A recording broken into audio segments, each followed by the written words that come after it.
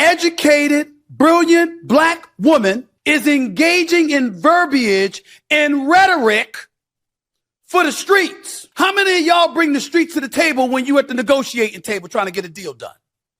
How many of you are able to think that for a second that you're able to bring street verbiage to Capitol Hill and that's going to work for you? This was the appropriate response.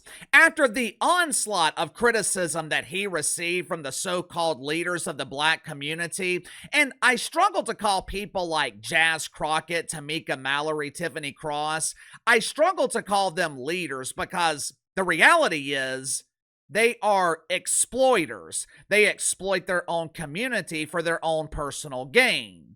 Like I've told you guys before, Uncle KC and the white man are not the biggest threat to the black community. Hell, we're not even in the top 10. The biggest threat to the black community is the black community. When Stephen A. Smith was being brutally criticized for telling the truth about the face of fraud, Jasmine Crockett, the video clip that I just shared with you, that was the appropriate response to the criticism. So why is Stephen A. Smith suddenly backpedaling? Why does Stevie suddenly feel the need to vaguely apologize? I know it has been a long time since we have recited the golden rule here on the channel. If you have been watching me for years, you know exactly what rule I'm talking about. So go ahead and say it with me. You never, ever, ever, ever, ever, ever, ever, ever apologize to the shit fucks. Ever.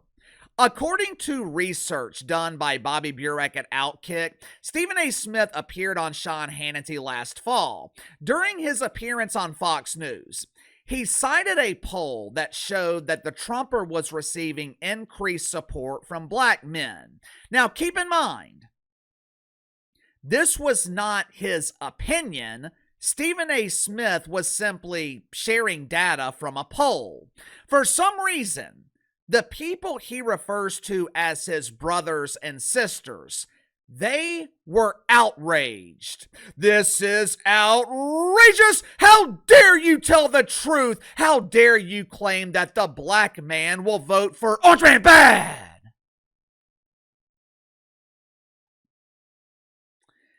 Instead of standing by what he said like he did last week, Stephen A. Smith apologized to black people for having the audacity to tell them the truth. You see, according to the mentality of Jasmine Crockett, you're not allowed to tell black people the truth. You're only allowed to indoctrinate. You're only allowed to spread the disease of groupthink.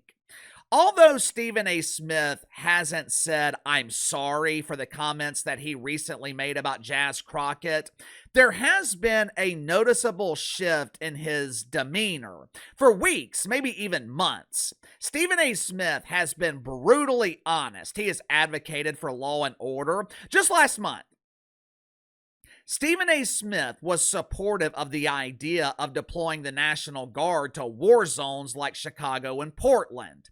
I saw video of Portland last night. It looked like a third world country. There was literally a dude laying on the sidewalk, dead. He had been there for hours. Multiple people had called the police to handle the situation. 4 or 5 hours later, the cops still hadn't arrived. Which is probably why Stephen A. Smith was supportive of the National Guard being deployed to extinguish this flaming ass fire. But the key word in that sentence is was. All of a sudden, in the midst of all the backlash from the black community, Stephen A. Smith's stance has suddenly changed. Now, he is pandering to the so-called leaders of the black community. And Stephen A. Smith is making the one mistake that you cannot make. Stephen A. Smith is trying to appease both sides. Make sure to like and subscribe. You can follow me on Twitter at KC_BTL84. Link to the second channel in the description below. Later today on the second channel, going to be talking about Sean Payton publicly humiliating Russell Wilson.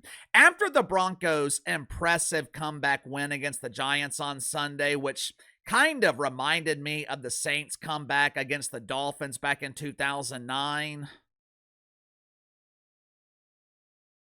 You know, I really miss Sean Payton in New Orleans. But anyway, after their impressive comeback win, Sean Payton made an interesting remark about Russell Wilson, a comment that perfectly illustrates how far Russell Wilson has fallen. So if you haven't already, click the link in the description below, subscribe to the second channel. Over the weekend, Stephen A. started his pandering tour with Laura Coates on CNN. Obviously, he was using CNN for practice. I'm sure he wanted to borrow their polish so he could polish this pandering turd on a network that no one is watching before he appeared on platforms that have an audience. He's speaking with Laura Coates and her 283,000 viewers. And Linda, she asked Stevie about the Trumper deploying the National Guard to third world cities that Antifa has turned into war zones. Now, keep in mind, Stephen A. was supportive of deploying the National Guard just 3-4 weeks ago. But now that the exploiters of his community have turned against him, Stevie has suddenly changed his mind. Watch for yourself. I'm not an advocate of the military being in the streets of America. I'm certainly not down for that. But I also pay attention to the Constitution because I know that's ultimately what they're going to throw in our face when an argument is made against it. So if you're in Washington, D.C., and obviously the federal government oversees that territory, you can get away with doing that, bringing in the National Guard or bringing in the military, okay? We all know that the military is trained to kill. They're not trained to police. We know that they're not policemen and women. There's no reason for the military to be in some of these cities. If you are in a city like Chicago, it's Baltimore, it's Memphis, whomever, the reality is that the Trump administration has no right to put the National Guards in those cities because the governors of those states are the commander-in-chief of those respective states, therefore assigned to oversee the National Guard. There's no reason to send in the military.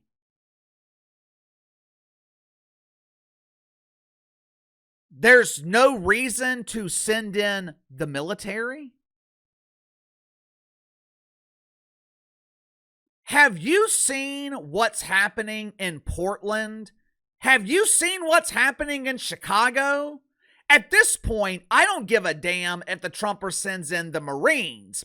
I don't care if he declares war on Antifa.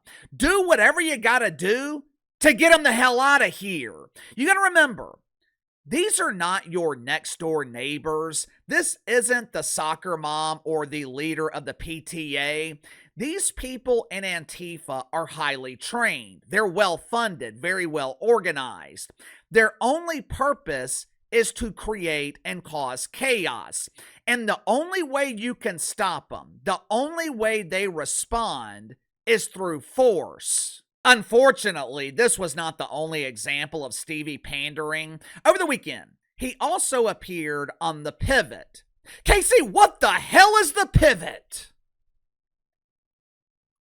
Honestly, the show should be called The Steeple. It's one of the last remaining chapters of Woke United Methodist. The lead pastor at The Steeple is Crying Ryan Clark. I would be willing to bet that Crying Ryan has been lecturing or counseling Stephen A. Smith recently.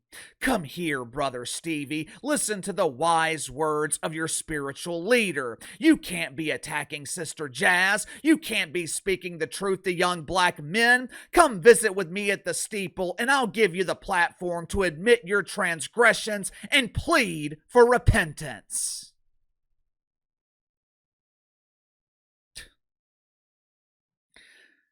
Since Stephen A. was appearing with Crying Ryan, it was only right that they discuss race. And since the NBA is starting tonight, Stevie decided to call out LeBron James for attacking him while refusing to attack white people in sports media. But then he completely contradicts himself by giving an example of LeBron James attacking the white man. Watch for yourself. Primarily the NBA, where you got cats and they go at NBA players and stuff like that. Like, you bring up LeBron. You ever see LeBron go at a white boy? It's called what it is. You ever see him do that? You saw him come at me. Closest you ever came to seeing him do something like that was when he called out Brian Windhorst. What you calling out Brian Windhorst for? The man covered you since junior high school and has praised you repeatedly. And you used the Pat McAfee situation to go at him. You understand? And that's the only time you ever seen LeBron James, really go at somebody white. I'm going to call it what it is. Am I the only one confused? You say LeBron James doesn't attack the white man, then you give an example of LeBron James attacking Brian Windhorst. What I'm even more confused by is Stephen A. Smith once again pandering to the black community. And he's not really pandering to them. He's pandering to the so-called voices. He is pandering to the so-called leaders of the black community. Stephen A. Smith, he is making the one mistake that you cannot make. He's trying to appease both sides. He's trying to be aligned with everyone. And when you're in an alliance with everyone, you're in an alliance with no one. As you guys know, I am a big fan of The Challenge on MTV. I've been watching the show for over 25 years. When the show was at its pinnacle, the main rivalry was between Johnny Bananas and Wes. Anytime they were on a season together, the house was divided and they were the leaders of each alliance. During one season, it's probably been about 10 years ago, this dude named Zach, he was going into the season trying to play both sides. He was friends with both Johnny and Wes. He did not want to pick a side. His strategy was to play both of them against each other and hope they wouldn't find out about it. On the surface, it seems like a brilliant plan, right? Let these two dudes take each other out, and I'll be the only one left standing to win the money.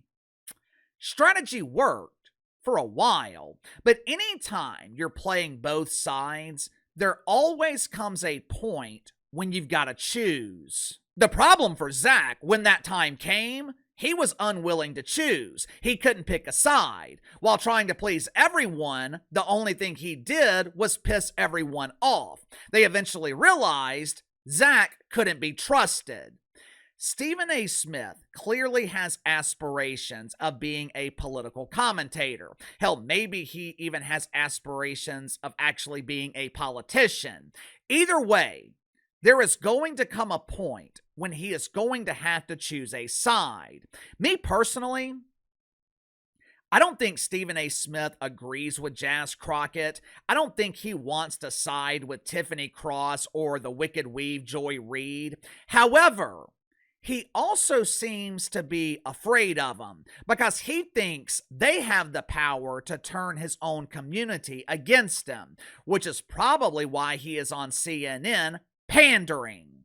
Again, that works for a little while, but at some point, Stephen A. Smith is going to have to choose. Question is, whose side is Stephen A. really on?